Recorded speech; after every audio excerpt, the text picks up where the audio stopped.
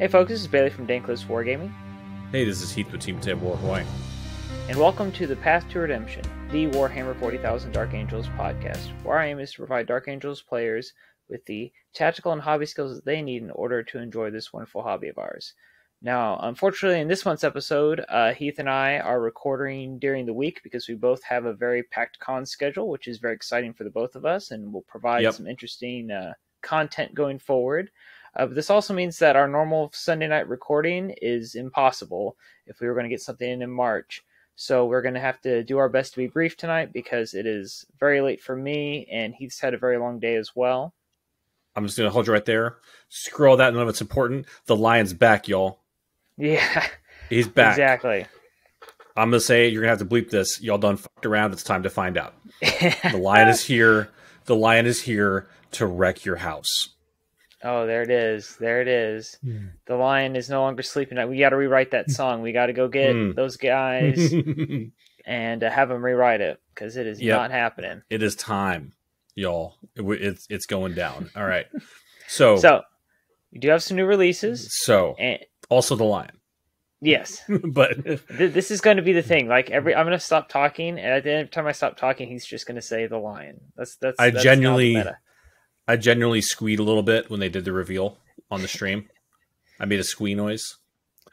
So I'm not gonna lie, it was awesome, but staying up to watch that preview is one of the main reasons why I played terrible round one at Adepticon singles. You were really at Adepticon. Why didn't you just go to the live one? We're not able to get tickets. All the tickets were sold out, and I was staying 30 minutes away from the convention center, so I picked up my badge, drove back to my Airbnb, which was really nice. It was like an Irish bar in somebody's basement with like a pool table and all that kind of stuff.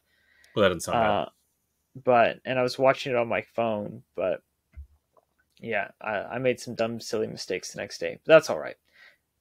That leads us to what we'll be talking about in Meta Watch. That'll come after the new releases, where we will talk about some of the top winning lists. I will briefly go over what I saw in my local meta, looking at the two big events I went to, multi-day events I went to for the first time. In the main segment, as Heath's pointed out, there's only two things from the Adepticon studio preview worth talking about. One of them is what, Heath? It's the lion, baby. And 10th edition. Big Daddy Lion. 10th edition, which will be coming around at the end of the Arcs of Omen season later on this year. And then we will compare our hobby challenges for the month and then checking out our community comments. So new releases. We've got the Dark Angels Forge World Resin Contemptor body for $39 coming out this month. So if you got those new plastic bits and you want to attach them to a resin body and not pay that crazy big price that there is for the Contemptor, I mean, you got one of those recently, Heath, didn't you? What did you fork up for that, if you don't mind? Why you got to put me on the spot? Hold on. Let me go look. It's all right. While he's looking that up, we have the Typhoon Siege Tank for $115. Legion heads. There's two different packs of heads, resin heads that go on your Marines that are unhelmeted, $25 each. And then, of course, the big release for $40K is the Wrath of the Soulforge King that comes with the new Primaris Azrael model, and that it comes in at $210. What do we find out, Heath? So the Forge World Dark Angels Legion Contemptor. This was purchased in person at the Warhammer Citadel in Grapevine, Texas, which is about 15 minutes from where my family lives. So I was there over Christmas. $65 US. That's just the body. Nice. That's no weapon arms. Okay. So it's not cheap, but it's cool. Well, Heath, I also feel like you've given us a little bit of a preview as to your hobby challenge for the month, because I kind of remember something being said about that particular one. So bad.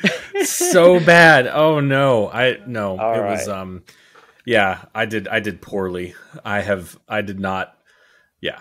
I have a bunch of things to say about that, but they're all excuses. None of them are reasons. So that's all right. Yeah. Well, there's always next month, eh? Mm-hmm. There is. All right, so we're going to the Meta Watch. So we have a lot. We have a roll call of honor for all the people we unfortunately are not going to have time to talk about today, but we will shout you out. Let's just frame this real quick. Yep. Our show notes are usually 8 to 10 pages long, maybe half of which is a couple of lists because of the battle scribe formatting. Our show notes are 28 pages long, and 24 of those are honorable mention, like Yeah. Dark Angel lists. So we're not gonna be able to talk about all of them. We will do our best to say your name, but we'll try and call out some of the highlights and the patterns from this. The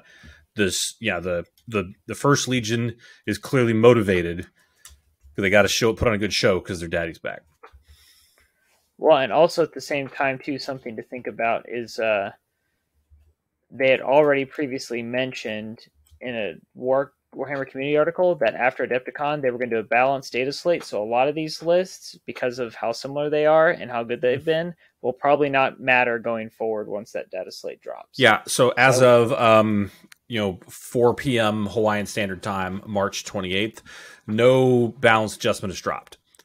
Yeah. That may change tomorrow. They've done it in the past, so they released something big right after we released. If that's the case, we will try and do an emergency patch and tack it onto this episode. But that being said, you ready to move on? Let's just start talking about them lists. So first thing, I'm going to call out Mr. Stephen Crawley from the Frontline Gaming Cherokee Open in beautiful Cherokee, North Carolina.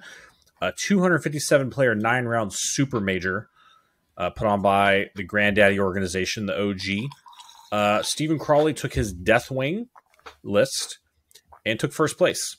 Took it down. Took the whole thing. So, because it's a super major, we'll just give you the rundown. So here we go. Azrael, Warlord. Ezekiel, Mindworm, Righteous Repugnance, Engulfing Fear. A Chaplain with a Jump Pack. Exhortation of Rage, Canticle of Hate. And a Thunderhammer. And then he's also the Master of Sanctity, so we can cast 2 litanies. He's not a Wise Orator, though, according to this.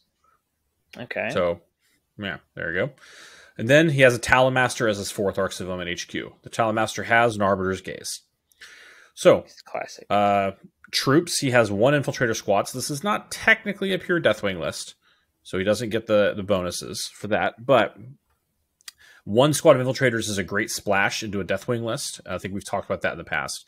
Yep. So, Elites, Deathwing Ancient, Pendant of Remembrance, Thunderhammer Storm Shield. No reason not to take this unit. He's also a hero of the chapter, and Rights of War. He has Rights of War. So, there you go. Yeah. So then he's got 2 Deathwing Command Squads, which are 70 points each with a Watcher in the Dark and a pair of Thunderhammer Storm Shields. Right, so those are just objective sitters, objective getters, teleport in. This is going to give you some flexibility to play behind enemy lines, sit an objective, 70 point, really hard to deal with contest unit. And then we've got the meat, right? So I've got 1, 2, 3, 10-man Deathwing Terminator squads, 10 Thunderhammers, 10 Storm Shields, 2 Cyclones, and 1 little Watcher each. Yep. That is pretty meaty. A lot. That's a lot. And then we've got the Apothecary on a bike with a Reliquary of the Repenitent and a Selfless Healer. And a Stardust Grenade Launcher. And my cat's in the back behind me making a fool of himself. That's fine. He's a cat. That's kind of their job. It's the lion. I guess you're right. All right. So, yeah, we've talked a lot about this kind of list format. Clearly, he piloted it to a victory at a 257-player event, which is good on you, sir. If you want to, if this happens to catch yours, and you want to provide and comment on your performance or what you found with success, love to hear from you. But other than that, kudos to you. The lion smiles upon you. Excellent. All right. What other names you got to say? Well, let's see. Well, I think we'd be amiss to not shout out Charlie Andre, who we've had on the podcast before. He won the Milwaukee GT, which is 70-player 5-round. I actually had a buddy of mine on my 40K team go and place 15th with Space Wolves at this event. He was with me on my Adepticon team this year. So Charlie, he ran Ezekiel, no powers listed, Interrogator Chaplain, who's got the Jump Pack, Master of Sanctity, Power Fist, the Armor Indomitus, so he's really extra not killy, and a Thunder. How did he get a Thunderhammer and a Power Fist? So, interesting. I don't know. I mean, he doesn't need a Storm Shield. You can't replace the Crozius. So I'm not sure. Maybe that's a typo. We got to ask him. All right. So whoopee whoopee. There you go. Ancient with the Penitent of Remembrance. Deathwing Ancient. Deathwing Champion with the Martial Exemplar. So that's the reroll charges. So remember we had him on, that was sort of his thing, and I've tried that out for a while. It's pretty useful. You move the chaplain up. Everything drops in. The champion gives the aura, so everything that drops in around the champion gets to reroll its charges. It sounds pretty good. And you get +2 to charge on top of that from the Canticle of Hate. Yeah. Yep. The 2-man command squads with the Watcher, because those Watchers are pretty useful because it's those once per game denies. So having the smaller squads lets you spam more of those in for free, because it used to be a 5-point upgrade. And they're free. Yep. And I think that's the big thing to think about, like under the previous season with points. All of these Terminator squads that are all Thunderhammer Storm Shield with 2 Cyclone missile launchers, that's like an extra 150 points on each squad. So looking forward to the balanced data set. If we go back to that, that's happening. And then with the Cyclones, this thing is playing basically what would have been 2,500 points, 3 months ago. And then there is an Assault Terminator squad with a Teleport Homer, along with that's a 10-man with Thunderhammer Storm Shield. And then you have the Ravenwing Apothecary with Decisive Tactician. So he still has that the built-in +1 to charge, and along with Selfless Healer, Paragon of the Chapter. So this is his Warlord, this is his Apothecary. So he's zipping around, giving +1 to charge, and he's bringing back people. So very useful. So the idea here is that, one, the Apothecary gives you redundancy. So if you position everything up, so if your chaplain doesn't get his litany off, which you will know in the command phase, your Apothecary can move up to provide the +1 to charge.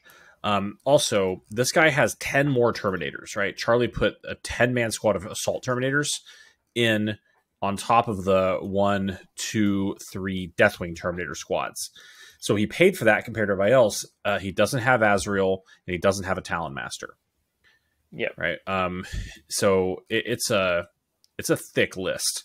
This is 44 Terminators, right? Plus the two characters, right? It's I don't know how this fits in 2,000 points. It's kind of crazy, but so it's a takedown of a major in Milwaukee. There you go. Well, congrats on that, Charlie. Oof. Yeah. So we're going to bounce on to the Games of Westeros 14, 86 players, 5-round GT. I don't know where this is. Vostamanlands Jan SE. I don't know where that is. Sounds Nordic. I believe Games of Westeros, that's Sweden. Vostamanlands. I'm pretty sure that's Sweden. That makes sense. So we have third place with Tim Norden.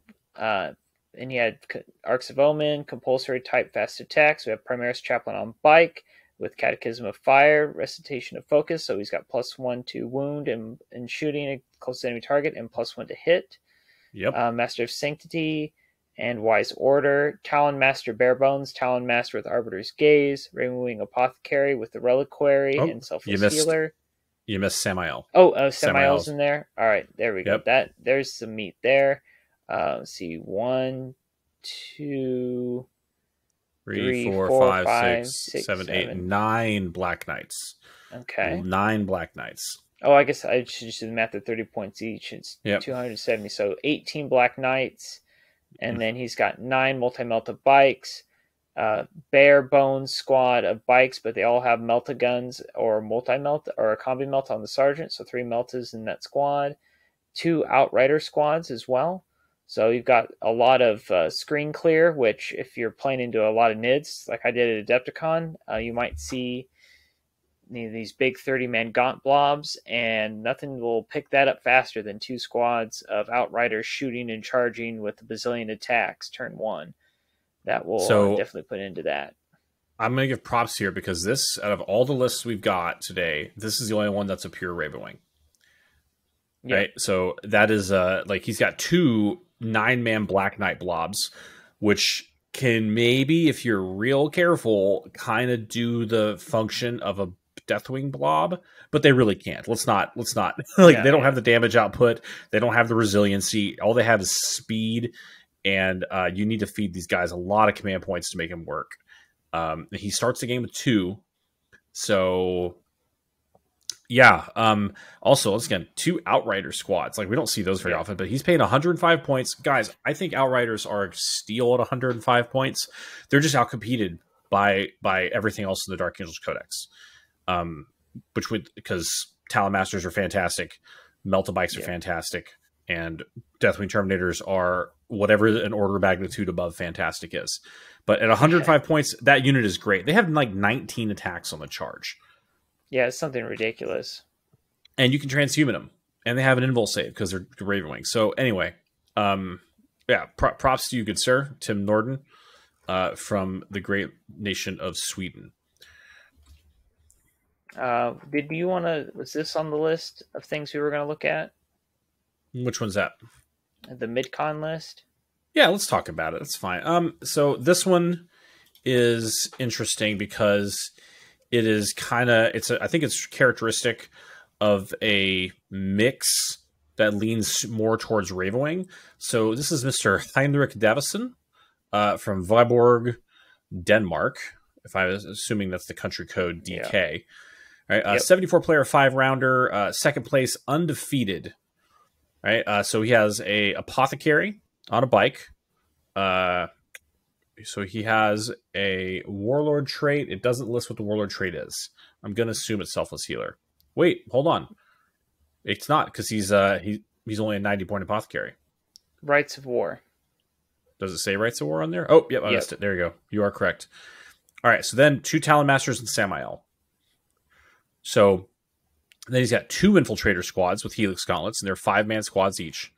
Then he's got 1 10-man Deathwing squad with Thunderhammers and 2 Cyclones and a Watcher. Then he's got a 10-man Ravenwing Black Knight squad. And then he's got a squad of Servitors. So 30 points for 4 Servitors with servo arms to sit on his objective, I would presume. Then 3 squads of 3 attack bikes with multi-meltas, and 2 land speeder tornadoes in individual squads with assault cannons and multi-meltas. Y'all, this is a good list. This is a really good list.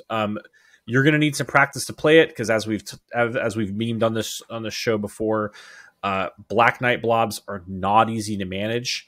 But in conjunction with that 10-man Thunderhammer Storm Shield block, maybe you're going to get something more out of it. This is going to be Killy AF on turn 1. It's going to be Killy AF on turn 2. It's going to just do a lot of work. And with those Servitors and those 2 Infiltrators, this is going to play high objective count missions very, very well. You're going to be able to forward screen out your Infiltrators, do that kind of stuff, hold and contest objectives early, mess up scout moves, right? All that kind of stuff. And then those Land Speeder Tornadoes, they move like 19 inches or something dumb like that and plus the advance, and so that's going to help you score, engage, and get into other deployment zones, or as Bailey discussed last episode, jump over lines and do character sniping functions. It's a good list. It's a and I would say, based on my experiences playing with only 10 Thunderhammer Storm Shield Terminators myself recently, with even actually less because I had mixed in Lightning Claws and a Chain Fist, you only really need 10 Terminators to ruin somebody's day. Like, I've played a lot of lists where, like, so this is looking forward to, like, when the points adjustment comes and you stop seeing the 30-40 list, Terminator list, because you can't fit that many in a list anymore. If you can just getting 10 in is fine, because if basically everything else stays the same, you can be very competitive with just 10 Terminators in your list. You just have to be smart in the way that you use them and have enough stuff to back them up when you go into those matchups against people that have a way to deal with just 10 Terminators. If you can make them, if you can sell them dearly, or and use your stratagems and buffs correctly, like using Line Unbreakable, like I did at Cagbash. I did that a couple times, and that kept my Terminators alive 1 turn longer so that they could kill a couple more things before they got overrun. They're fantastic, but running into armies that spam mortal wounds, unless you screen your Terminators properly, you're going to pick them up real fast. Tal with the right things can pick them up real fast, and Chaos Knights, or just Knights in general, if they have Volkite, can pick them up real fast if they want to. One of the things I think is really good about this list is I really think that you only actually need 10 Terminators, because they're the one big chunk. It's like, yes, you can do 40, right? That's clearly very, very good, right? They're going to move forward. Nothing can, like, they skew so hard. They're like, drifting a freaking, rally car around a corner, right? But but with this, you can, like, think about the objective play here. You've got 1,500 points of heavy weapons. Yep. And you're just and so you can very, very comfortably sit in your ideal doctrine, right? Keep all your Ravenwing very, very safe, very, very healthy with extra AP, and just pick up a lot of points. And if you need to, your Apothecary running with those Terminators, as he's going to do, can just, I need to do something. I just flip those Terminators for 1 CP. I flip those Terminators into the Assault Doctrine, and they get all the buffs of Deathwing in the Assault Doctrine, right? Where you can't do that in the big skew Deathwing lists, because you have to progress, and you can't really get there until turn 3. Yeah, you can flick one guy ahead if you need to, but with this, I think you can really get best of both worlds. I've tried a double 10-man squad. I don't have this skill yet to manage it. But right. I think, if you want to try and run this kind of list, or this mixed Ravenwing, Deathwing, start with 10, fill the rest out with Ravenwing heavy weapons, and you're going to meet with some success. I agree. I think that's the way to go. All right. One other Dark Angels player at this list that finished in the top 10, Mr. Frederick Larson, 5th place finished with the Dark Angels. We don't have the actual list, but it says this build adds 3 more units of Devastators, just to provide some additional range direct damage firepower. And we'll talk about something along those lines here in a bit. Ready to move on? Yep. We got Dice Hammer Open 40K GT number 6, 5 rounds in Irvine, California. Steven Corrales has won, or he's got 3rd place here, and he has Ezreal. And these are all Firstborn Ezreals that we've talked about tonight. No Primaries Ezreals yet. Then we've got, and he's the Warlord, no Warlord trait. Then Ravenwing Talon Master, Arbiter's Gaze, Talon Master with Rights of War, another classic example, the double Talon Master, one with the Gaze, one with the Rights. Infiltrator Squad with the Gauntlet. Blade Guard Ancient, and I can see why you'd run one of those in some other cases, because he has more than one way to give +1 to hit, because he can give +1 to hit in an aura to Blade Guard. I believe I was looking at this earlier. Yeah, but and then he can. Then if you Ancient him, then or Chapter Ancient him, then he can give out +1 to hit in the command phase in melee. Yes. So mostly I think people take him because he's cheaper. Right, he's 90 points. The downside is he doesn't have like an actual close combat weapon, right? Whereas your Terminator Ancient can have a Thunderhammer and a Storm Shield. So that's the trade-off. But yeah, he really synergizes best with Blade Guard, because he can give Blade Guard +1 to hit, as well as do the Chapter Ancient buff. So, all right, 20 Terminators. 20-man Terminator squads. So once again, a slight skew back towards the center, and then a Ravenwing Apothecary with Reliquary the Repenitent and Selfless Healer. Then 2 squads of 3 attack bikes with multi-meltas. Yeah, I like that. A Land Speeder Tornado with an Assault Cannon and a multi-melta. And then, here's the reason why we wanted to give you this list. Yeah. An Invader ATV with an Onslaught Cannon and a Thunderfire Cannon. Let's go. What an absolute Chad. Look, so the Thunderfire Cannon. What do Thunderfire Cannons do, Bailey? Well, they fire outside of line of sight, which is like the big key for them. They are very much neutered from previous editions. I think they're Strength 4 now instead of Strength 6. They're AP 1 instead of... It might even be AP 0, if I remember. They're still 43 shots, but they have a stratagem. They have that will have the movement of anything that doesn't have fly. Yep. It's pretty spicy. So, like, you got Gaunt problems, you got World Eater problems, like, there's something there, right? They're cool. And Invader ATVs... You brought up the gaunts. That reminded me that would have been very useful in that first game of Adepticon, because a lot of people are they've gone back to just stringing their squads out in front of their army. So if somebody does that and you hit them and you cut their movement in half, they can't move fast enough to clear their lines to let the rest of their army out. So you just pin them in the deployment zone. Yeah, that's actually that's some old tech there, but it's an old code, but it checks out. Well done, sir. All right. So, hey, like I said, every now and then, go back to your book, take a look, and look, man. Third place at a 75 round event ain't shab. That's not bad. So good on you, sir. Good job. What else are we talking about? I think we have Manny Chima second place at Southampton GT before we go to the new swag. So taking a look at this, we've got you got second place, 7 round, 197 players in England.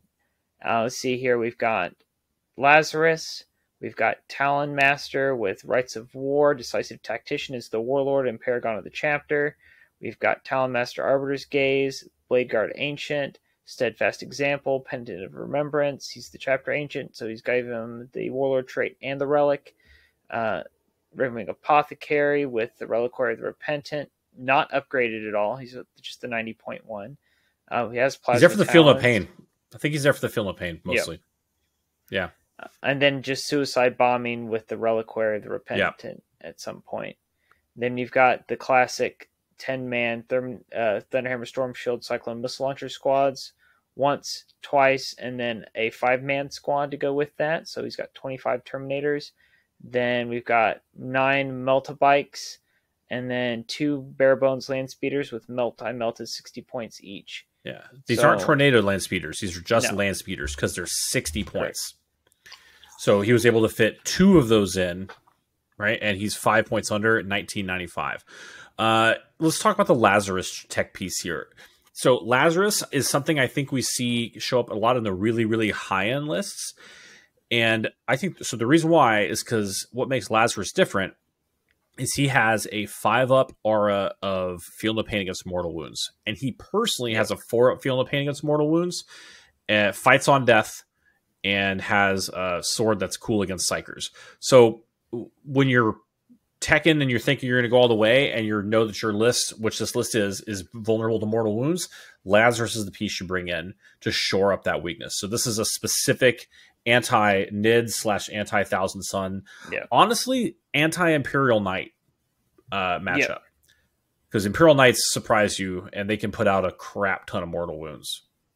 Yep. So, once again, Manichima, one of the best players in the world. And if he's picked up the faction, you know that there's something there. I do want to shout out back one real quick from the Corsair Open Grand Tournament in München, that's Deutschland, Germany. So in good old Deutschland, 43-player 5-round, second place finish. Nicholas Lackner. I liked this mostly because so he had the had 2 squads of Terminators, the 2 big Terminator squads, 2 Infiltrator squads, 2 Melta-Bike squads, and then 3 Landspeeder Vengeances. Yep, there it is. Right? That's the spice. 3 Landspeeder Vengeances. There's other stuff in the list too, which we're not, we've seen all this, right? Zeke, Talonmaster, Sammy, right? Blade Guard Ancient, blah, blah, blah. But 3 Landspeeder Vengeances is a lot of boom. That is a lot of boom.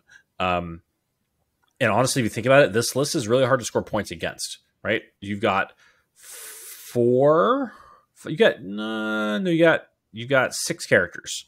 So people are going to be tempted to take Assassinate against you. It's not a good idea. Yeah, it is just not. Yeah. And this is a good list too. Anyway, so second place. There were 2 other high finishes at this tournament: Michael Ruffer and Fabian Brundle. Yep.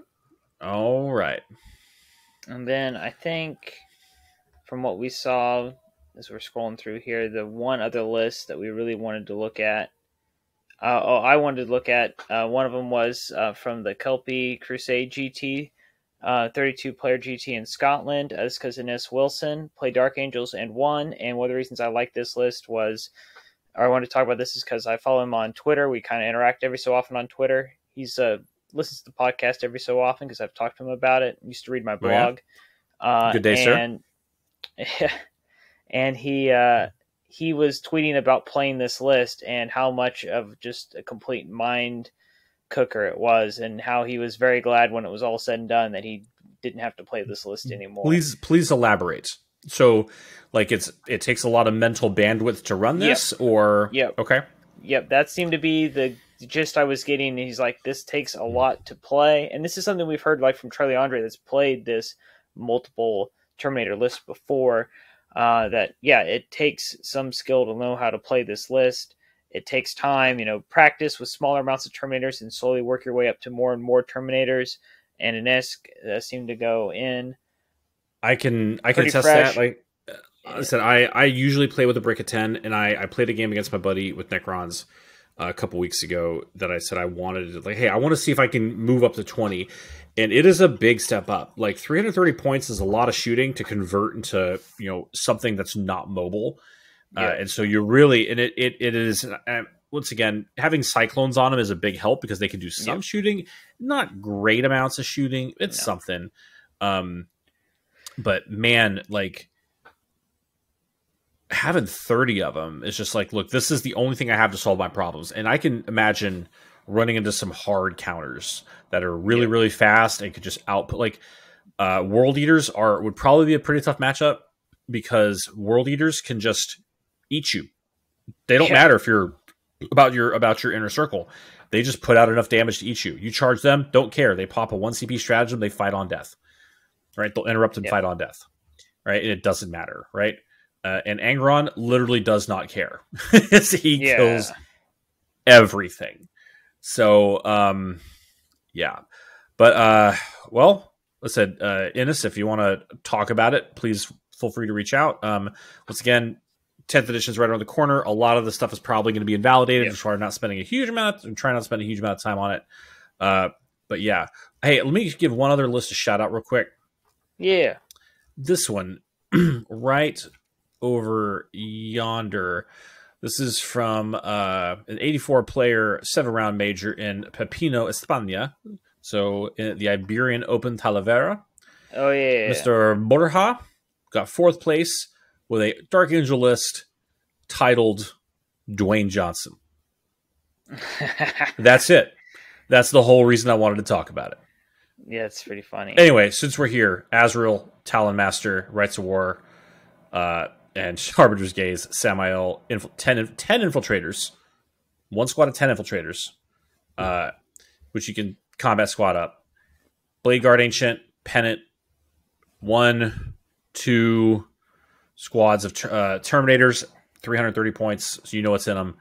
The Apothecary, Selfless Healer, 3 squads by 3 multi-melta tech bikes, and a 1 land speeder with multi-melta. It's a 60-point land speeder, non-tornado standard pattern. Yeah, there you go. Hey, that's a good finish at a big event. Yep. Are you ready? Do you want to risk something for the biscuit here on sort of a non sequitur? But that comment about Dwayne Johnson reminded me of a tweet I screenshotted earlier today. Oh boy! All right, you ready for this? What you got? So this was they were talking about the Lion. This was something Honest Wargamer latched onto. I was looking at. This is dealing with like how there's this like ongoing thing on 40K Twitter about how serious do you take the lore of 40K, and based on interviews with Rick Priestley, he'll tell you, like, it's all a joke. It's all a big joke. Don't take us seriously. If you are, you've missed the point. If you think the idea of the Imperium of Man is a good idea to run a government, you are very much, taking the bait, hook, line, and sinker. You need to go back to civics class. That is, yeah. The whole thing is a satire, right? The whole setting is a satire cooked up by some drunken high English dudes in the mid-'80s as a commentary on the English government. And here's the best, specifically about Margaret Thatcher. But anyway, yeah. Here's one of the best ones. So Lionel Johnson is a play on the English poet Lionel Johnson, whose most famous poem, The Dark Angel, is about being a closeted gay man. And The Rock, the Dark Angel's fortress monastery, was the name of the biggest gay bar in Nottingham in the 1980s when they wrote Warhammer 40,000. Well, there you go. So there you this go. is confirmed. I heard an interview with Rick Priestley on what's Steve Joel's Heroes or Champions of 40K podcast. Yep, that's Anyway, the one I was listening to. I heard it from his direct. Yeah, that is true. So if that bothers you, hey man, sorry, but that's the truth. That's the origin of it. We're here for it. So okay, so last thing we want to talk about here, last minute addition to our show notes. So this last weekend, right? So like 3 days ago, old Manny Chima coming back out here took down the Manchester GT with a list that is different. We're going to talk about this. Auspex Tactics covered it. So in case you haven't listened to that, go listen to them, I guess. So here's the list. A Primaris Captain, Sword, Relic, Shield. Okay, 80 points. 2 Talon Masters. You know how they're set up. A Blade Guard Ancient with a Pendant Remembrance and Steadfast Example.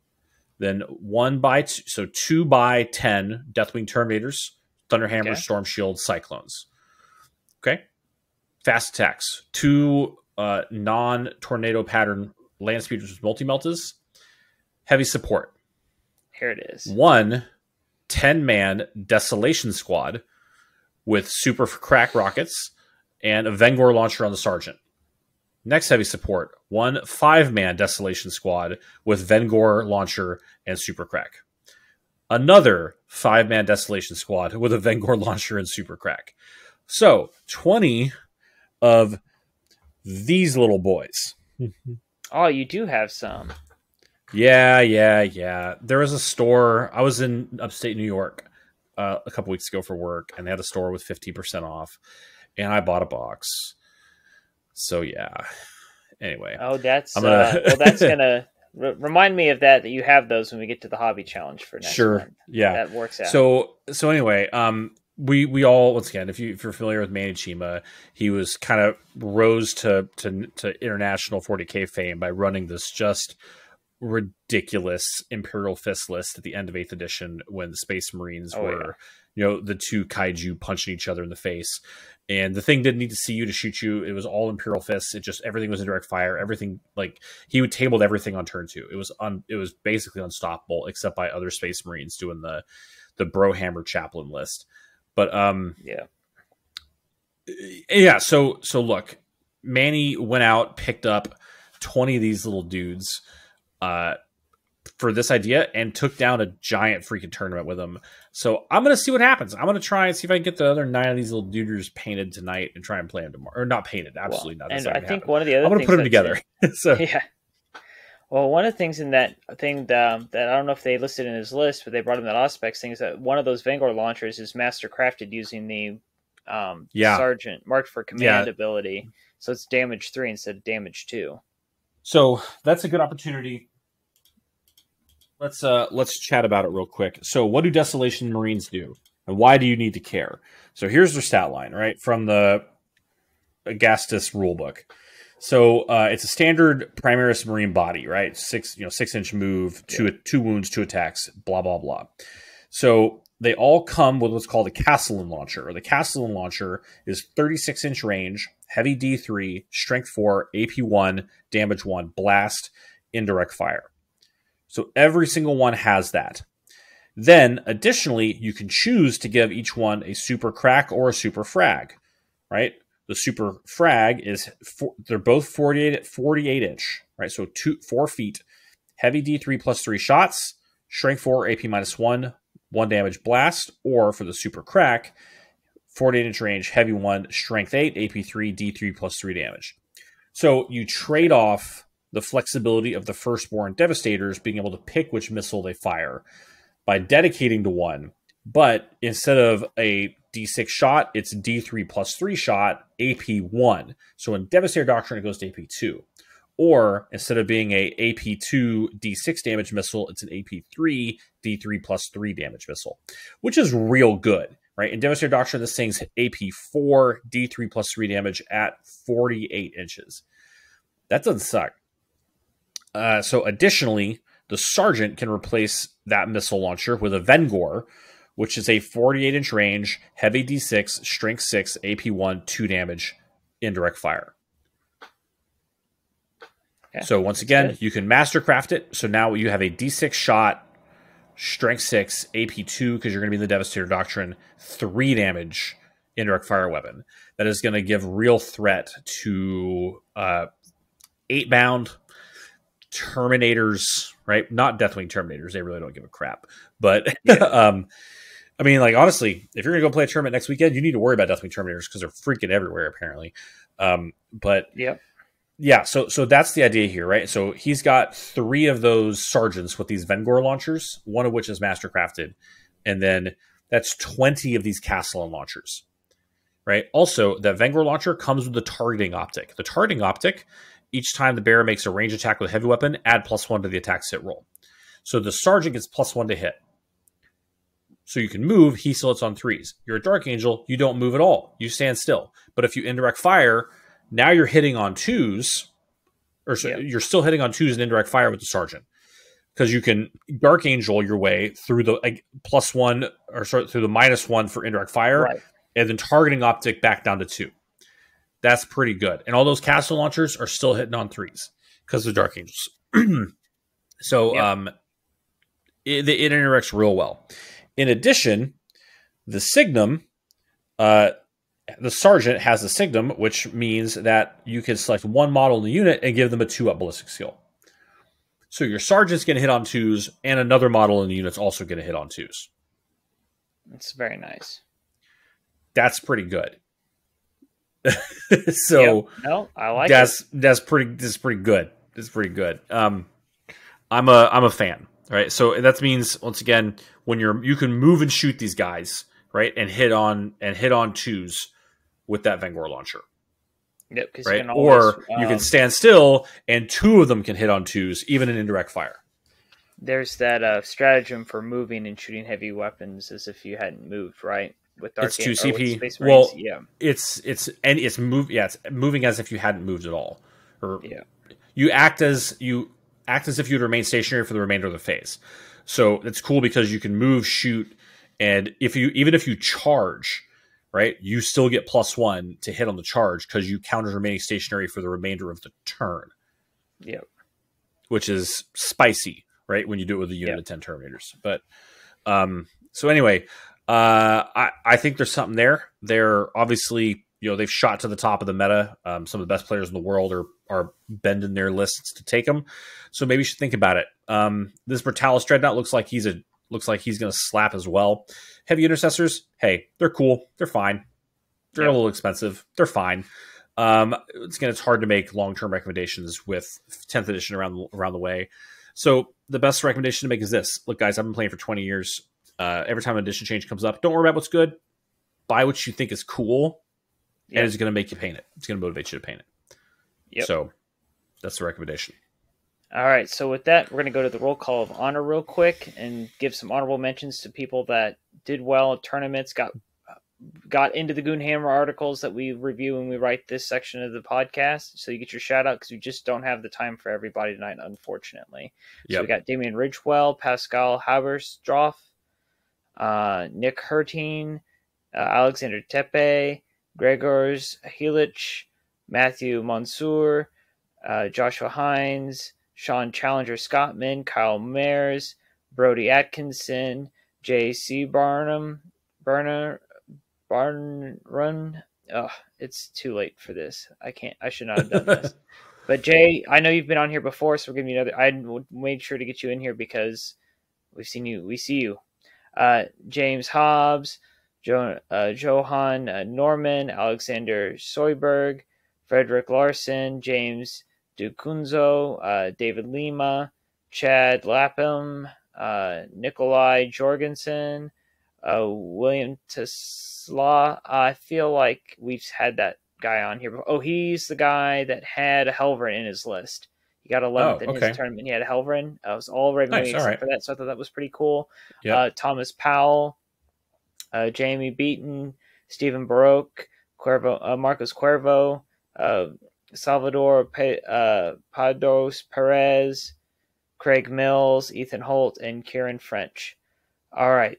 The most dreadful part of the podcast with all the names that I can't pronounce because I'm tired and dehydrated. Gentlemen, the Rock sees you and has recorded your names. Yes, you are great. You are written down in the halls of champions. So we talked about my list in last month's podcast, all the prep. Here's the deal. Across 2 big tournaments, I went 1-8 over 2 weekends.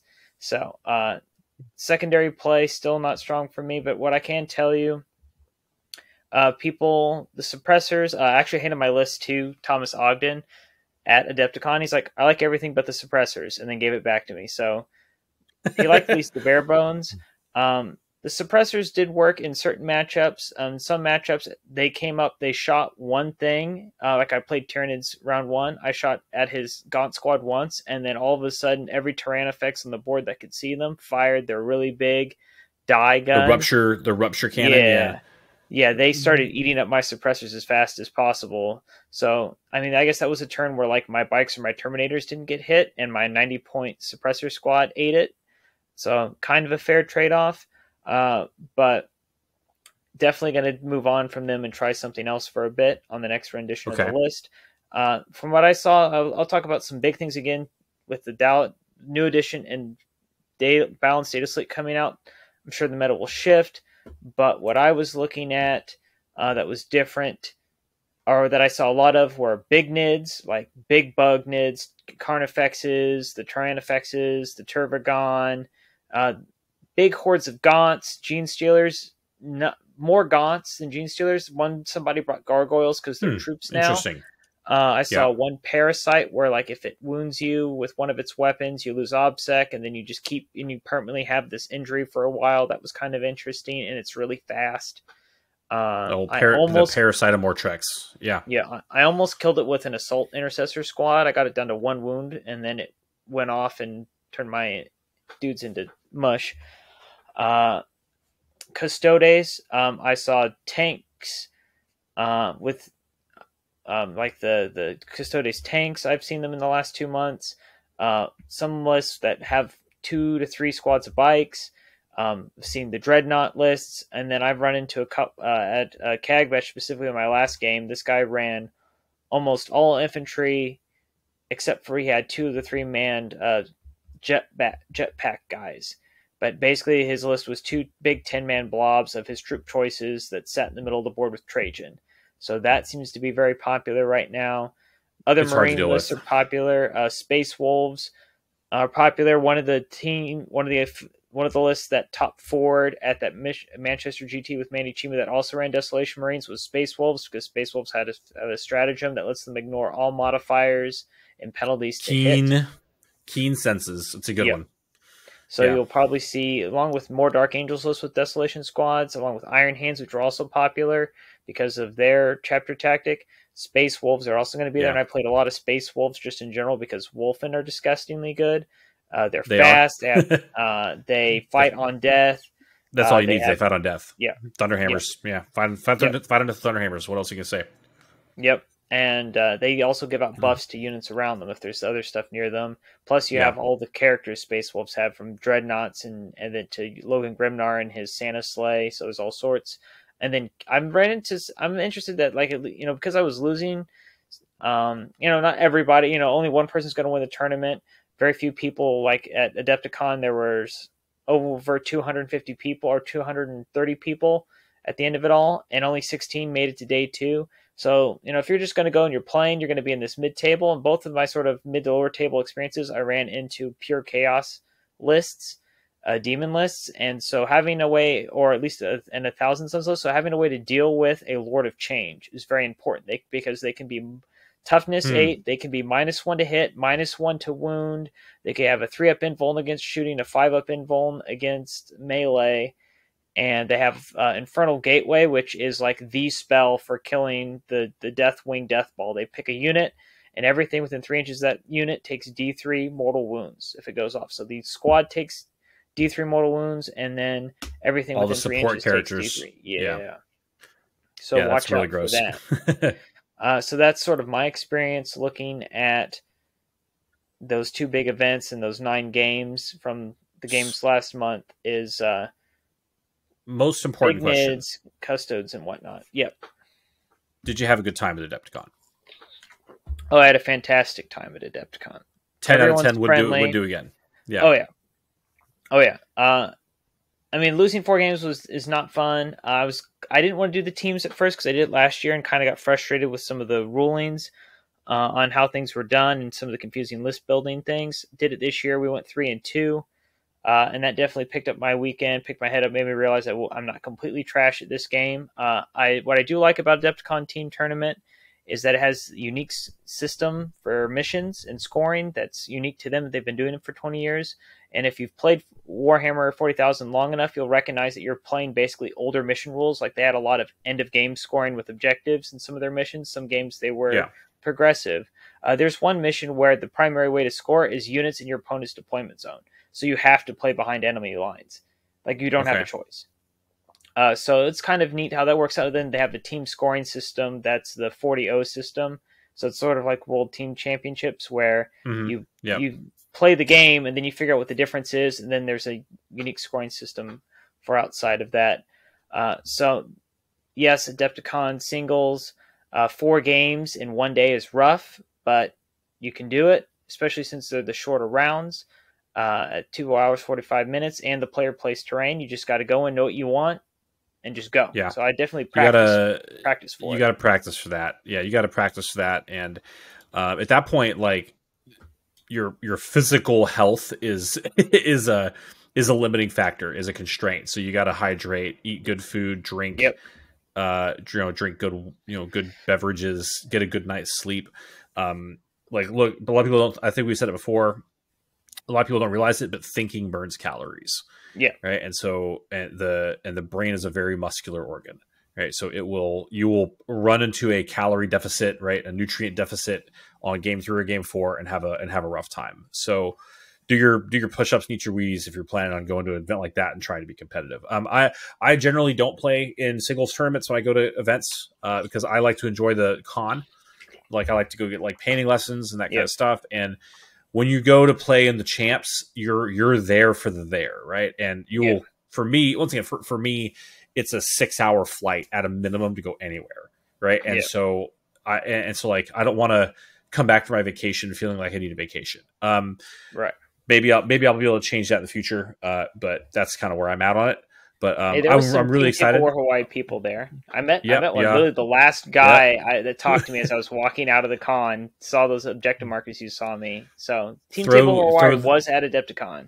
Yep, Amory gets around. Right, he's an OG.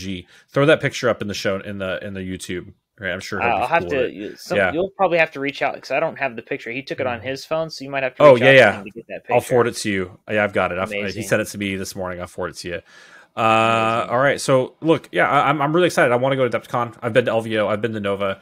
That's kind of one of the last, the last champs that I probably need to get to. Maybe I'll be able to get to it next year. Maybe I won't. I'm not sure. I'll try. But yeah, I don't want to gloss over it. Right. But, look, man, what's the Lion going to do? Like, what is he like? What's his role?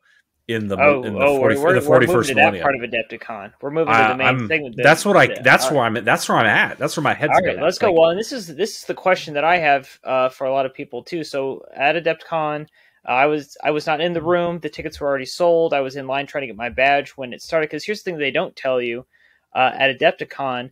Everyone that got a ticket got to see everything like an hour before the world saw it. Yeah. They said on the stream, we just got done revealing this to everybody at Adepticon. I'm like, that explains the post I saw. Someone managed to do the thing down low, but I bet the energy was good. Yeah, somebody with connection to Honest Wargamer because he had it on his stream because that's where I saw it when I got back to my Airbnb. I was watching his stream and he had some potato cam images there. But but I was standing in the line and they were coming through. Saying, hey, if you can go to the Games Workshop studio preview and not have, and get out of line. You don't need your badge. And people got out of line, and that's how I got through the line faster. So it's also how I got back to the Airbnb faster. But yes, the line is there. He supposedly got the sword from Cypher somehow, so we're going to find out what we do and how do we have the Lion and Cypher on the board together. It's not the Lion sword. They said in one post, the sword is named Fealty. So it's not the Lion sword. I don't know. I'm really curious. Luther's sword? Maybe, I'm not sure. But he does have the Emperor's shield. Yeah. Now, if you're for the astute observer will note that the Emperor has never been imaged with a shield. He always has the sword and the claw. Yeah. So I don't know. Yeah, but look, that model, like I literally cried a little tear. It is gorgeous. It is beautiful. It is the pose. I love the pose. The way it's composed is perfect. It's 11 out of 10. Change nothing. I want exactly that model with exactly that paint scheme. Holy God, it's beautiful. Which one of the 4 heads are you leaning towards? So one of the things I put in my notes is, and I'm seriously considering this, is find a way to magnetize the heads so I can pop them in and out as I'm feeling that day. But if I had to glue a head to the body and go, this is the one I want, I'm going with no helmet, hood, because that gives me that old man Obi-Wan Ben Kenobi vibes, and I feel like that's like the best way to have the knight just kind of coming out of the desert planet, just kind of waltzing out there, all mysterious. Like that's sort of the vibe that I want. That was my initial reaction, because that's what all the rest of my stuff is. But I really like the bare head. It's just you look at him and you get that this dude's here. He's old. He's really mad that this has transpired, and he is about to take it out on your ass. The shield up, the sword down, like not the crazy in the air heroic pose. Look, that is a means business pose, right? Yeah. Like the way I see this playing out, right? Like, look, so we know he's been awake for a while. It was alluded to very strongly in the first Arks of Omen book, right? Remember where Dante and the Blood Angels boarded an ark and found that everyone had already been cleaved in half as if by some great blade, right? So Lion's been cleaning up and doing his business. So what happens when he meets Guilliman? I'll tell you what I think, but feel free to jump in. Oh man, well, he's not going to be happy. I mean, from what I understand, because I have not read a bunch of the Horus Heresy books, the last time Guilliman tried to run the show, Johnson did not approve, and that almost started a really nasty fight right then and there. You're speaking, of course, of the Unremembered Empire. Look, I don't know. So Johnson's a pragmatist, first and foremost among all things. I think that Guilliman would be like, okay, I'm the Imperial Regent, and I name you my War Master. I'm going to go back to Terra. I am way behind on paperwork. Go do that thing. That's what I would. Yeah, and then the Lion would go handle his business. You know what I see here that I find interesting on the Lion, and this is here's some deep 40K level for you. The lion on his shoulder pad is the same lion on the shoulder pad of the Celestial Prime in Sigmar. What if that's who that is? Because the way the realms work, it could easily be that. And that would explain, and like, what, I wonder if I have to go look through some Sigmar lore and see if something's happened to the Celestial Prime recently, because if he's just like disappeared, like just like he's gone and we don't know where he went, and then suddenly the lion wakes up in the 41st millennium with basically the same armor, that like, okay, I don't know if I can endorse all this tinfoil hat stuff. No, that's so honestly, there's been a lot of people, and I do kind of subscribe to this, that subscribe to the theory that Sigmar, and or some of the the gods of the Sigmar world, or the old world, may have been the lost second and 11th Primarchs. Okay. And that kind of makes some sense, but I really strongly doubt that they would tie the two IPs together like that, especially because, well, one, the Lion has been in the rock for 10,000 years. Fair. Yeah, and like, I mean, look, he's old. Like they did a great job making an old face, right? And that beard, it looks great. Look. He has physically experienced the passing of 10,000 years of time, and he is still here to hand you your butt. So, I'm just super excited. I'm super excited about it. what, like, how do we fit him into your army? I don't, like, look, drop a unit of Terminators, bro. Like, Yeah. whatever you need to do, put him in your army. Everyone's gonna have one. It's gonna be great. I don't know if he's gonna have all the buffs that Gilliman does. It's kind of useless to speculate at this point. He's obviously gonna, probably do reroll all hits for Dark Angels, which would be great. I don't know if he's going to do reroll ones for the Imperials or the plus one charge. I'm not sure. He is going to be. I'm willing to lay money on the Barrelhead. He's going to be better in close combat than Gilliman because he's the I lion. can see that. Right? Gilliman is an adept, right? He's an administrator who happens to have the benefit of primer biology. He's a genius, but he's not one of the ones, right? So I'd see less buffs. So maybe no Imperium buffs because he's not built to help the Imperium. He is the lion here to whoop. Also, I mean, like, yeah, does he, like, because he's not the Imperial Regent? Yeah, right. He's a risen Primarch, right? But the Dark Angels are so notoriously insular that would they really work with other Imperial factions? He's not the head of the Indominus Crusade. So yeah, I'm not sure. I said, well, hey, put your spiciest hot take down below. Let me know what you think. Right? Like let's go. I want quantum shielding rules on his shield because I think that would just ruin everybody's lives, make him unique, and make the Emperor's shield feel like the Emperor's shield. Because when you try and dunk him with like a 8 damage or a 6 damage weapon, and I go, all I have to do is roll under. I just have to roll less than, but not equal to what you did in damage to me, and I just ignore it right out. Oh, look, there's a 5. I don't take 6 damage, and now I'm going to give you the big boom, the boomstick. One of the various things that I thought of in a discussion with a buddy earlier today about what that shield could actually be doing. That isn't just you have a 3-up invuln save. Yeah, and maybe a film of pain, like basically like every like special relic shield. What I think he would need is a wound gate. Oh, I could see that too. Yeah, you would need a wound gate, right? So yeah, let me provide a. So this is from the Horus Heresy Book 9 Crusade from Horus Heresy First Edition. So this is the book that details the Thramas campaign. Which the conflict between the Dark Angels and the Night Lords, right? So it said, what approached the Imperium was no simple band of killers. For the Night Lords, even with the gene blessings of their Astartes heritage, had become little more than that. No fractured remnant of a legion all but beaten by the treachery of Horus, but a full army of the Legiones Astartes in all its glory, come to exact toll for the betrayal of the vows once sworn by the War Master and his companions. If Thramas held, its defenders would behold the turning of the tide, the beginning of the war, and the end of the rout that was the heresy. Once they had been first, greatest, and most feared, but now they came last to the battlefield, diverted by the wiles of Horus and enraged by the betrayal of their kin.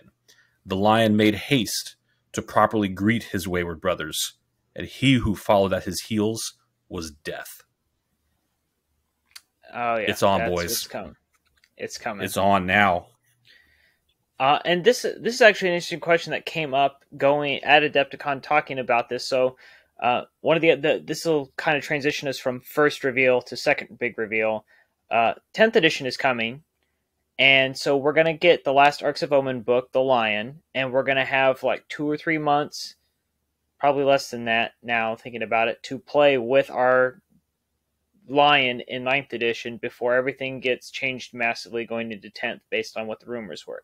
And so the question becomes, is it worth buying the book to get the model and try and play 9th edition with him? And I would use the example this is again tying into our meta watch. If you're one of the people that you play a couple times a month, maybe once a week, you might not find value in that because you're only going to get a handful of games in between now and the end of this edition. If you're playing multiple tournaments every couple of weeks and you're playing big events, like you're not just playing RTTs, you're playing 5-rounders, multi-day events, like I did in the last month. I played like 20 games between practice games, pickup games, and tournaments in the last 2 months. and that's more 40K than some people play in an entire year.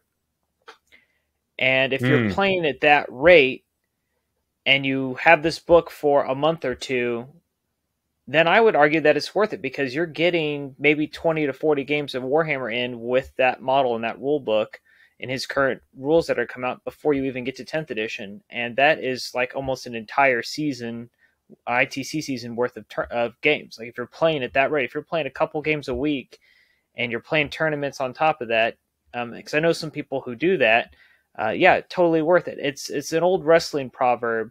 It's not about the years in the business; it's about the number of matches in the business. And you got to not look at it from a year's. Oh, I've been playing 40K since second edition. It's like, okay, but how many games a year do you play? There was a guy who played at the team tournament that he's played the Adepticon team tournament every year. It's been around for 20 years, and he needed me, his teammate, and my teammate guiding him through the game and how the rules work to get him to understand what was going on, because he only plays Warhammer 40,000 once a year at Adepticon. So look at it like, what do you want to get at? Like everyone engages with and enjoys the hobby in their own way. Yep. Right. So and all of those ways are perfectly valid. Yep. So look, if you don't want to spend the money, on a rule set that is going to last you 3 months, that's cool, man. I would counter that. Like if you're a casual Dark Angels follower, thanks for listening to the podcast. Appreciate you. Maybe not. If this is your faction, guys, buy this book, right? Like even if the rules aren't valid, right? The lore is there and the story is there that you're going to want to have, right? And it's a keepsake, right? And it's like, this is the book. This is the one. And that's a thing, right? When it all changed, when life changed forever. If you don't have the money to spend on it, hey, wait a few months, buy it on discount, right? Or whenever the store is offloading their, the ones that they couldn't move, because it's probably a fairly niche product. I'm going to get it as soon as it comes out. That's just me. I've got the cash to spare. And even if I don't get but a couple games of 9th edition with them, that's also fine. Because, once again, remember what they said, on day one of 10th edition, all data slates have already been rewritten and reset, and they're going to be available on turn 1. All right. Or on day 1. So yeah. So that's something I wanted to.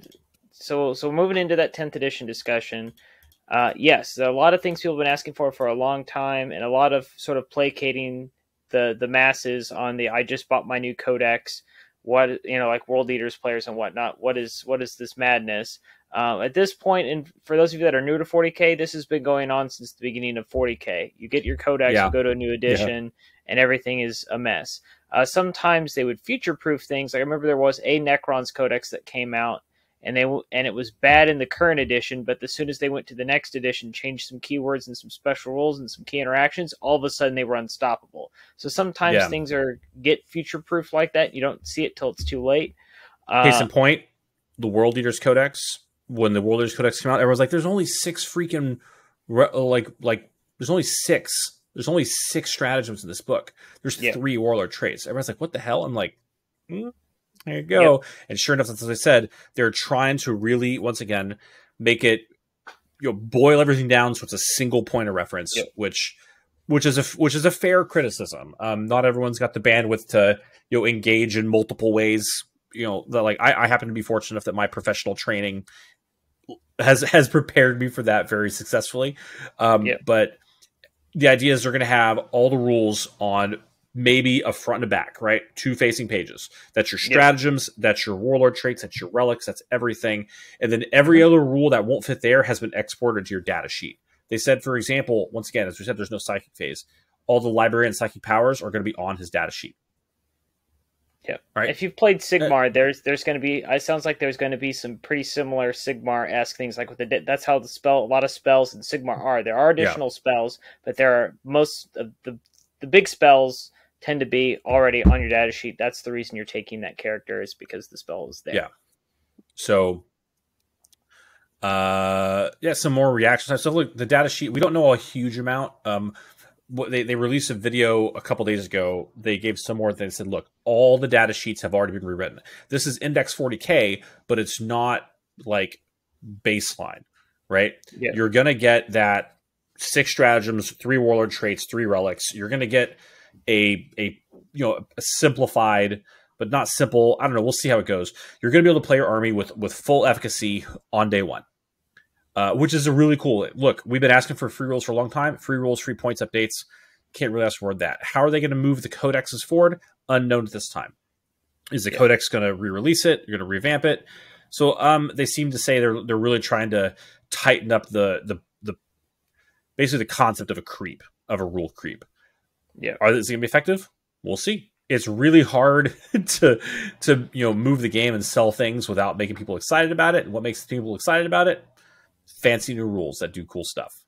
Hey, look, we just don't have enough information to effectively speculate at this point, and I would try and keep it locked into reality. But look, I'm excited. Look, if you've never lived through an edition change, it's an exciting time because do we know how to play Dark Angels, Bailey? Like as a community? Yeah, I feel like we've got a lot. Like there's a lot of people here that know how to play. We've basically solved this codex. Yeah. Right? Just we've solved the codex. Look at those tournament lists are. Now we've solved the codex. Now we get new stuff. Right? We get new rules. They're going to be different. Are they going to be better? Are they going to be worse? Who knows? I have a lot of faith that they're going to be as good, if not better, because that seems to be the tack that they're taking these days. Nothing's really bad, right? And if it is, they get lifted up. Look where Necrons and Admech went. Yep. So, look, have some faith. All right, stay loyal. It'll be fine. It's its own reward. Plus, you're getting a freaking Primarch, right? They're not going to put a crap rule set around a Primarch. Yeah, exactly. Come on, trust the system. The one thing I saw that is new that I thought that we can talk with some authority that I find interesting. And it was on they talked about in the video, and they have it on the example Termagant data slate or data. Yeah, the data slate. That's what it's called. Is the objective control stat. So we lost initiative and we've gained objective control. And so basically, I'm assuming it's per model. It has a control value of 2. So we're getting rid of objective secured, and we're going to this objective control value on models. And then the other thing right next to it I thought was interesting is the leadership stat. Did you see that it's an 8+? It's no longer a hard number. That's a good point. So something's happening with leadership. One of the things he said was that morale. They're probably going to go back to a 5th edition style morale, where instead of just you lose models to battle shock, it will change your ability to interact with the game. Like one of the things that happened, so in older editions, right, pre-8th edition, when you failed a morale check, the unit had to physically fall back, right? They had to move towards your board edge. And then you had to make a regroup test, right? And you couldn't regroup unless you're above half strength, right? And it was a fairly complicated thing to do. There's a lot of rules surrounding it, and so when they simplified everything with 8th edition, they got rid of a lot of it. But it meant more than just I lose some models, right? And it had a different tactical impact on the battlefield. And they were talking about things like, hey, maybe you won't be able to do actions or control objectives, or maybe your OC value goes to 0 if you fail the morale check. Yeah. Right. I could see that. So something other than I lose some models, they go sit in the corner of the board. If they hold an objective, they don't do anything anymore. That's not how Battle Shock works, right? That's not how a unit with broken morale, right, interacts with their command. So could be like the old pinning checks or being the pin status where you just didn't operate efficiently. Yeah, you can't move, you can't shoot, you can't do anything that turn if you're pinned. Yeah. So they do seem, once again, they're bringing back universal special rules, right? They're factoring out all that stuff. So they're moving, kind of seems towards 5th edition. Hopefully not all the way, because there's some great stuff about 5th edition. There's also stuff I didn't like about it. But 5th edition was honestly a really good rule set. I like it. I like 9th better. I really do, which is controversial in some circles. But anyway, is what it is. Well, and then I also like the idea that there's a reaction system like what we saw in 3rd edition Sigmar supposedly coming in. I don't know if you've had a chance to look at that, Heath, but there's things like in your opponent's shooting phase, you can make a move. They said that's what they said. That's what most of the strats are going to be, is reaction. Because they're trying to make it so you don't just walk away during the movement phase and go get a beer, right? so they're trying to make it so it's more of a, instead of I go, you go, will be less it's fun we if they go. do that. Bring your beer, dude. Like, that's what your display board is for. Somebody made a corn mountain display for their team event, and they had a red fruit punch that I'm assuming had alcohol in it, like fondue fountain coming out the top of it like a volcano. I saw a guy at Nova who had a Tau display board, which had like a tank and with a pump and a little pipe coming off of it, and you put a shot glass on a switch and it pumped what I assume was vodka or something into your shot glass. Cool. It was pretty legit.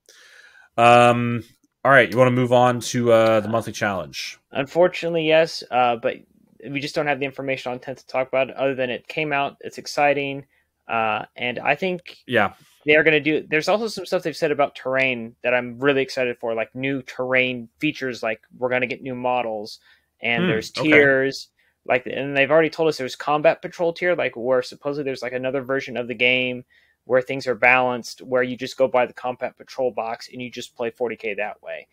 So I'm assuming there's terrain that fits in with the tiered terrain feature they were talking about previously. So that's my last comment on that. We're going to talk about the monthly challenge, but we're going to still talk about Adepticon because Neil Hollis, with his Master Lazarus, has won not only a Golden Demon for 40k singles miniature, but he won the Slayer Sword for the entire event for his model. So congratulations, the First Legion has taken not just the Golden Demon, but the Slayer Sword at Adepticon this year. It is a beautiful model. Holy God, it's a great looking model. It's great. It's great. So good job, sir. Well done. That's beautiful. So hobby challenge. So back here, if you saw it hiding behind me this entire time, I don't know how I got this guy done. Oh, I do, because I decided to paint him like classic, because he's a relic contemptor, potentially. I painted him black, so I didn't have to try very hard to paint him, because he's already primed black. So just do a little bit of the gold work, do a little bit of the metal work, do the base. He's done. He's magnetized.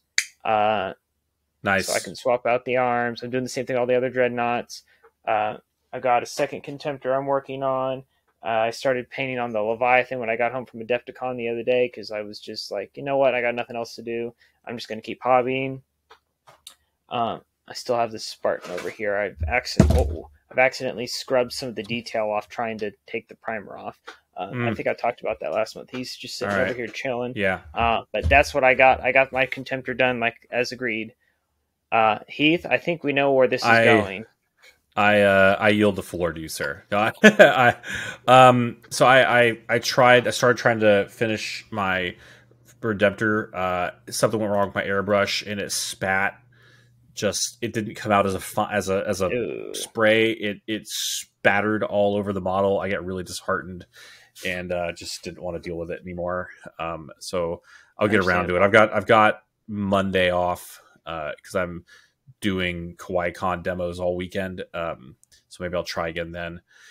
But yeah, so and I traveled for work for a week. I thought about bringing models with me to paint, and I was like, no, I'm going with some coworkers. They'll probably want to hang out. And then we got snowed in one day, and I just sat in my hotel room in New York watching YouTube videos all day. But anyway, so yeah, those are all excuses, not reasons. I had time to do it. I just didn't. I had other stuff to do. So yep. So what's for next month? For next month, since you have some, I wrote this in the notes without knowing you had them, because I have mine, but right now they're in. Okay. I took them to Adepticon. I was going to work on them, didn't. They ended up in my buddy's car, and he took them home, and they didn't come home with me. But I also have a Desolation Squad. You apparently have a Desolation Squad, and apparently they are the most meta thing in the world right now. So let's do some Desolation Squads in honor of Manny Chima, Alex Harrison, and the other two guys whose names I'm missing out on that top four. Mostly Manny Chima, because he's the one playing with Dark Angels. Exactly. Everybody else played Iron Hands and Space Wolves. Ew, gross. We need to be playing. Was it from Schitt's Creek? Ew, David. That's what that was. So Desolation Squads for next month. Community interactions. Squads are the goal. So, brother Wesley says, hey guys, is this episode coming to Apple Podcasts? I checked, didn't see it listed there. A great time to be a Dark Angel of the show. I responded to this, and the answer is I got the video uploaded. I got it done right before I went to Adepticon, got it uploaded, sent it to Heath. Heath approved it. I posted it, and I was at Adepticon and never made the audio file. The audio file has now been made, and it is up online for last month's episode, and I'm going to do it for this month's episode so I can try and do the simultaneous release like I normally do, but because of Adepticon, I forgot to do it last month, so sorry about that. We'll get it there. Alan Percival came in hot, firing. He listened to, so he was talking about listening to my battle report about the orcs at Tier 1, where basically the guy forgot about what Dark Angels did, and I was asking, like, do you not have the pre-game talk? It's common in the UK where you give a brief summary. Have you played Dark Angels before? These guys have transhuman. These are my gotchas, things like that. Yes, that is something that happens in the United States. That happened a lot at Adepticon because there was some stuff I hadn't seen before we were talking about. But in that particular game, Ted and I both play a lot. Like, I'd seen Ted playing just kind of at game stores around Indianapolis. I was out getting things. And it was just one of those moments where we just kind of were chumming around, kind of thought we knew what the other guy was doing. And it just had one of those moments where, oh, I guess we don't know what we're doing. And it happened. But for the most part, yes, it is common courtesy to bring up what people are doing, what everything does, going through your list. It's just sometimes people don't want to do that when they're on a clock. But it is good courtesy to have. It's good practice. We just not participate. Sometimes you can make assumptions. And I mean, hey, like I said, if you play a guy all the time, or if you say like, hey, do you know? Like, yeah, we're good. Okay. Like, I mean, so I generally do that. Hey, how do you know about Dark Angels? Just, these guys have transhuman. Right, and if I'm in a movement, I see the guy moving, I'm like, oh, hey, just remember, these guys have transhuman. Or this character, mostly it's the characters. People don't realize that the characters have it. But so, okay. All right. It's kind of like the Thousand Suns magic phase. I don't need you to explain your warp points. Just do your thing and tell me what models to pick up. That's yeah. So, next, Alan brought up, speaking of Manchima, he's talking about that 701 Southampton list, where he lost to Imperial Guard, it sounds like. And it was and he misplayed something, and now it says he's going to Manchester this weekend, taking a bunch of Desolation Marines. I think we covered that. And he won. There was some discussion again on the Thunderhammer Storm Shield Cyclone missile launcher. Alan says there's nothing in the FAQs. It's just sort of what we were talking about with the swapping, the bullet point. It's the thing I was referencing to was the swapping, the bullet point swapping for bullet points, feeding back into bullet points. And so Alan seems to be on the side of being able to take the cyclones. I mean, look at the list we talked about today. That definitely seems to be the consensus. So look, it's happening at super majors, and everyone's cool with it. So they're top tabling. It seemed look, de facto, right? By force of fact, right? It's happening. No one's stopping it. So. As opposed to like de jure, it's specifically called out as being acceptable. It's a gray area. It looks like it's okay. No one's stopping it. Therefore, it's okay. Right. So there you go. Once again, if someone has a specific issue with it, talk to the TO. But I think it's most likely at least 95% settled.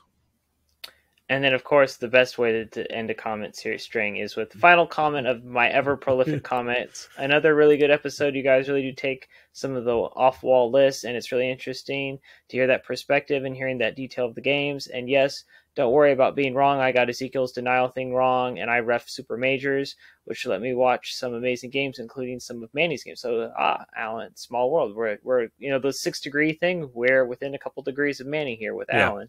We're all fallible. He says he's going to stick with his Deathwing, but despite all of the buffs, it's rough.